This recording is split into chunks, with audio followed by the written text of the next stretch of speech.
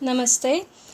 Today we are going to discuss about PAN, PAN, which stands for Permanent Account Number under Tax Procedure and Planning subject. So, Permanent Account Number is a 10-digit alphanumeric number issued in the form of a laminated card by the income tax department. So ನಾವು PAN card ಅಂತ ಹೇಳಿ ತುಂಬ ಜನರಿಂದ ಕೇಳಿರ್ಬೋದು ಅಥವಾ ಉಪಯೋಗಿಸ್ಕೊಂಡಿರ್ಬೋದು. So ಅದೇನು ಅಂತ ಹೇಳಿದರೆ ಒಂದು ರೀತಿಯಾದಂಥ ಲ್ಯಾಮಿನೇಟೆಡ್ ಕಾರ್ಡ್ ಆಗಿರುತ್ತೆ. ಅದನ್ನು ಇನ್ಕಮ್ ಟ್ಯಾಕ್ಸ್ ಡಿಪಾರ್ಟ್ಮೆಂಟ್ ಅವರೇ ಇಶ್ಯೂ ಮಾಡಿರ್ತಾರೆ. ಸೊ ಈ ಪಾನ್ ಕಾರ್ಡಿನಲ್ಲಿ ನಮಗೆ ನಂಬರ್ಸ್ ಇರುತ್ತೆ. ಅದನ್ನು ನಾವು ಆಲ್ಫಾನ್ಯೂಮರಿಕಲ್ ನಂಬರ್ಸ್ ಅಂತ ಹೇಳಿ ಕರಿತೇವೆ. It is issued to any person who applies for it or to whom the department allots the number without an application. So ಯಾವ ಪರ್ಸನ್ ಪಾನ್ ಕಾರ್ಡನ್ನು ಹೊಂದಲಿಕ್ಕೆ ಇಷ್ಟಪಡ್ತಾರೆ, ಸೊ ಅವ್ರ ಅಪ್ಲಿಕೇಶನನ್ನು ಫಿಲಪ್ ಮಾಡಿ ಇನ್ಕಮ್ ಟ್ಯಾಕ್ಸ್ ಡಿಪಾರ್ಟ್ಮೆಂಟಿಗೆ ಕೊಟ್ಟಾಗ ಅವರು ಪಾನ್ ಕಾರ್ಡನ್ನು ಇಶ್ಯೂ ಮಾಡ್ತಾರೆ.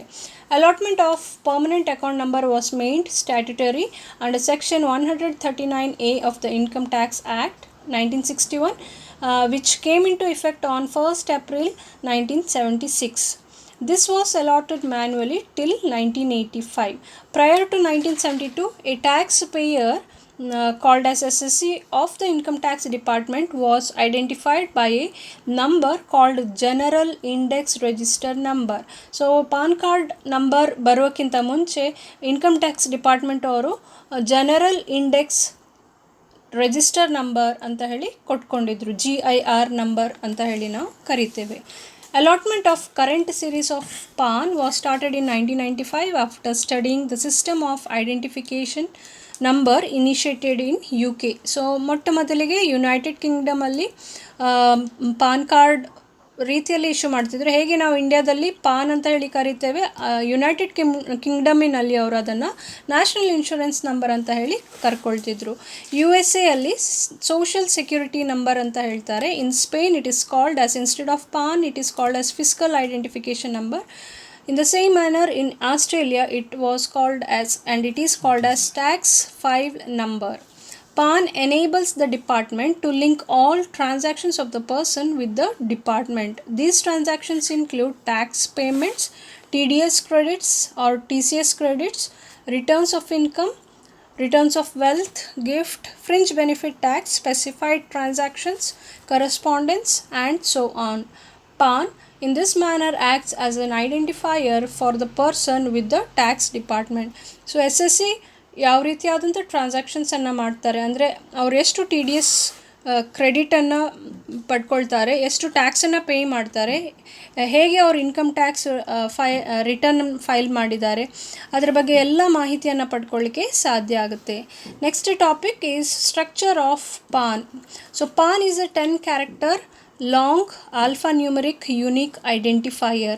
A typical permanent account number would be like AFZPK7190K. So ನೋಡಿದಾಗ ನಮಗೆ ಅಲ್ಲಿ 5 ಕ್ಯಾರೆಕ್ಟರ್ಸ್ ಬರುತ್ತೆ, ನಂತರ followed by 4.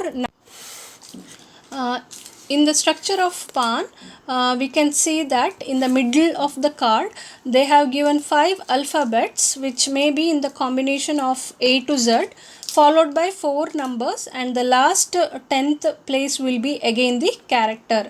On the left hand side of the card we can see the name of the card holder, wherein they are going to specify the first name of the card holder followed by middle name, and last will be the surname. This information will be followed by card holder's father's name, father's first name followed by middle name and then surname. And this card is also going to have the photograph of the card holders who has applied for the PAN along with the digital signature. So how will be the combination of the 10 alphanumeric digits containing in the PAN ಕಾರ್ಡಿನಲ್ಲಿ ನಾವು 10 ಡಿಜಿಟನ್ನು ನಾವು ನೋಡ್ತೇವೆ. ಅದರಲ್ಲಿ ಆಲ್ಫಾನ್ಯೂಮರಿಕ್ ಆಗಿರುತ್ತೆ, alphabets ಇರುತ್ತೆ, combination with numbers. Logic behind the array of numbers and alphabets is in this manner. First 5 characters are letters, which will always B in the upper case by default. Upper case ಅಂತ ಹೇಳಿದ್ರೆ ಇಲ್ಲಿ ನಾವು capital letters ಅಂತ ಹೇಳ್ತೇವೆ. So 5 characters ಏನಿರುತ್ತೆ, ಮೊದಲಿನ 5 characters capital ಆಲ್ಫಾಬೆಟ್ಸಲ್ಲಿ ಇರುತ್ತೆ.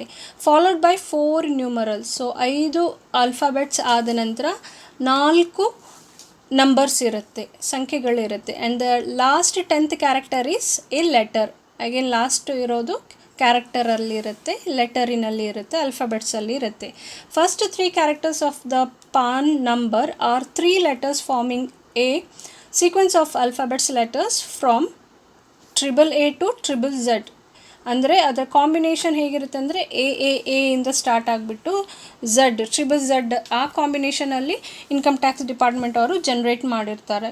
4th character identifies the type of holder of the card. 4th ಪ್ಲೇಸಿನಲ್ಲಿ ಇರುವಂಥ ಕ್ಯಾರೆಕ್ಟರ್ ಏನಿರುತ್ತೆ, ಸೊ ಆ ಕಾರ್ಡ್ ಹೋಲ್ಡರ್ ಯಾವ ರೀತಿಯಲ್ಲಿ ಇರ್ತಾರೆ ಅದರ ಮೇಲೆ ಅದು ಡಿಪೆಂಡ್ ಆಗಿರುತ್ತೆ. Each card holder type is uniquely identified by a letter which is given in the following manner. So ಇದೇನಿರುತ್ತೆ, ಸ್ಟೇಟಸ್ ಆಫ್ ದ ಹೋಲ್ಡರಿನ ಸ್ಟೇಟಸ್ ಮೇಲೆ 4ನೇ ಕ್ಯಾರೆಕ್ಟರ್ ಡಿಪೆಂಡ್ ಆಗಿರುತ್ತೆ. ಸಪೋಸ್ ಕಾರ್ಡ್ ಹೋಲ್ಡರಿನ ಸ್ಟೇಟಸ್ ಇಂಡಿವಿಜುವಲ್ ಆಗಿದ್ದರೆ 4ನೇ ಜಾಗದಲ್ಲಿ ಬರುವಂಥದ್ದು ಕ್ಯಾಪಿಟಲ್ P. ಸೊ ಕಾರ್ಡ್ ಹೋಲ್ಡರಿನ ಸ್ಟೇಟಸ್ ಕಂಪನಿ ಆಗಿದ್ದರೆ 4ನೇ ಪ್ಲೇಸಿನಲ್ಲಿ ಬರುವಂಥದ್ದು ಕ್ಯಾಪಿಟಲ್ C. ಕಾರ್ಡ್ ಹೋಲ್ಡರಿನ ಸ್ಟೇಟಸ್ ಹಿಂದೂ ಅನ್ಡಿವೈಡೆಡ್ ಫ್ಯಾಮಿಲಿ ಆಗಿದ್ದರೆ 4ನೇ ಪೊಸಿಷನಲ್ಲಿ ಬರುವಂಥದ್ದು ಕ್ಯಾಪಿಟಲ್ H. ಕಾರ್ಡ್ ಹೋಲ್ಡರಿನ ಸ್ಟೇಟಸ್ ಅಸೋಸಿಯೇಷನ್ ಆಫ್ ಪರ್ಸನ್ಸ್ ಆಗಿದ್ದರೆ ಆ ಸಂದರ್ಭದಲ್ಲಿ ಕ್ಯಾಪಿಟಲ್ A ಬರುತ್ತೆ. ಕಾರ್ಡ್ ಹೋಲ್ಡರಿನ ಸ್ಟೇಟಸ್ ಬಾಡಿ ಆಫ್ ಇಂಡಿವಿಜುವಲ್ಸ್ ಆಗಿದ್ದರೆ ಆವಾಗ 4th ಪ್ಲೇಸಿನಲ್ಲಿ ಬರುವಂಥ ಆಲ್ಫಾಬೆಟ್ ಅಥವಾ ಕ್ಯಾರೆಕ್ಟರ್ ಕ್ಯಾಪಿಟಲ್ B ಆಗಿರುತ್ತೆ. ಗೌರ್ಮೆಂಟ್ ಏಜೆನ್ಸಿ ಆಗಿದ್ದಾರೆ ಕಾರ್ಡ್ ಹೋಲ್ಡರ್ ಅಂತ ಇದ್ದರೆ ಆ ಸಂದರ್ಭದಲ್ಲಿ ಕ್ಯಾಪಿಟಲ್ G 4th ಪ್ಲೇಸಿನಲ್ಲಿ ಬರುತ್ತೆ. ಅದೇ ರೀತಿಯಾಗಿ ಆರ್ಟಿಫಿಷಿಯಲ್ ಜುರಿಡಿಕಲ್ ಪರ್ಸನ್ ಇದ್ದಾರೆ ಅಂತ ಇದ್ದರೆ ಕ್ಯಾಪಿಟಲ್ J ಬರುತ್ತೆ. ಅಥವಾ ಲೋಕಲ್ ಅಥಾರಿಟಿ ಕಾರ್ಡ್ ಹೋಲ್ಡರಿನ ಸ್ಟೇಟಸ್ ಆಗಿದೆ ಅಂತ ಇದ್ದಾಗ ಕ್ಯಾಪಿಟಲ್ L ಬರುತ್ತೆ. ಸಪೋಸ್ ಪಾರ್ಟ್ನರ್ಶಿಪ್ ಫರ್ಮ್ ಅಥವಾ ಲಿಮಿಟೆಡ್ ಲಯಬಿಲಿಟಿ ಪಾರ್ಟ್ನರ್ಶಿಪ್ ಫರ್ಮ್ ಇದೆ ಅಂತ ಇದ್ದರೆ ಕಾರ್ಡ್ ಹೋಲ್ಡರ್ ಪೊಸಿಷನ್ ಆಗಿದ್ದರೆ ಆ ಸಂದರ್ಭದಲ್ಲಿ 4ನೇ ಪೊಸಿಷನಲ್ಲಿ ಕ್ಯಾಪಿಟಲ್ F ಬರುತ್ತೆ. ಸಪೋಸ್ ಕಾರ್ಡ್ ಹೋಲ್ಡರಿನ ಸ್ಟೇಟಸ್ ಟ್ರಸ್ಟ್ ಆಗಿದೆ ಅಂತ ಇದ್ದಾಗ 4ನೇ ಪೊಸಿಷನಲ್ಲಿ ಬರುವಂಥ ಕ್ಯಾರೆಕ್ಟರ್ ಕ್ಯಾಪಿಟಲ್ T ಆಗಿರುತ್ತೆ. ಇದನ್ನು ನಾವು ಗಮನಿಸ್ಕೋಬೇಕಾಗಿರುತ್ತೆ. ಸೊ 5th ಕ್ಯಾರೆಕ್ಟರ್ ಬಗ್ಗೆ ನಾವು ತಿಳ್ಕೊಳ್ಳುವ. ಪಾನ್ ಕಾರ್ಡಲ್ಲಿ ಇರುವಂಥ 5th character represents the first character of the PAN holder's last name or surname. So card ಹೋಲ್ಡರಿನ ಲಾಸ್ಟ್ ನೇಮ್ ಅಥವಾ ಸರ್ ನೇಮ್ ಏನಾಗಿರುತ್ತೆ ಅದರಲ್ಲಿ ಬರುವಂಥ ಫಸ್ಟ್ ಕ್ಯಾರೆಕ್ಟರನ್ನು 5th ಪ್ಲೇಸಲ್ಲಿ ಅದನ್ನು ಕೊಟ್ಟಿರ್ತಾರೆ. In case of non individual PAN holders 5th character represents the first character of PAN holder's name.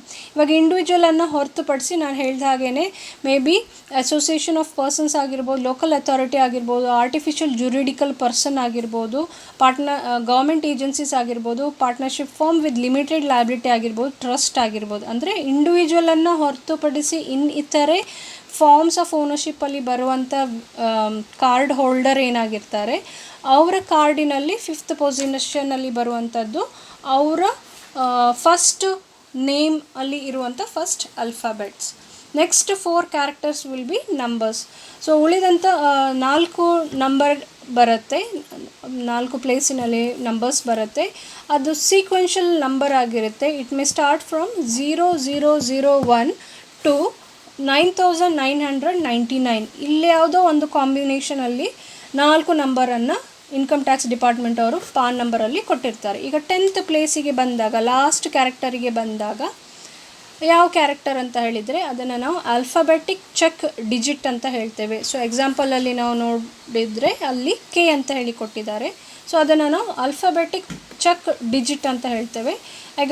Again this will be issued by the income tax authority. They are going to have the structure of the PAN in this manner.